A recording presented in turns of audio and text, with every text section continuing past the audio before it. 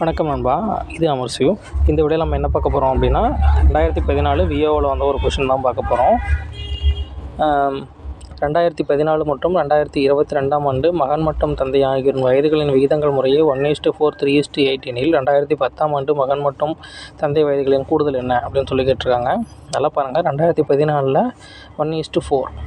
So நம்மளுக்கு வயது என்னன்னு தெரியாது அப்படிங்கிறதுனால 1x4xன்னு எடுத்துக்கிறோம். 2022 3:8 கொடுத்துருக்காங்க.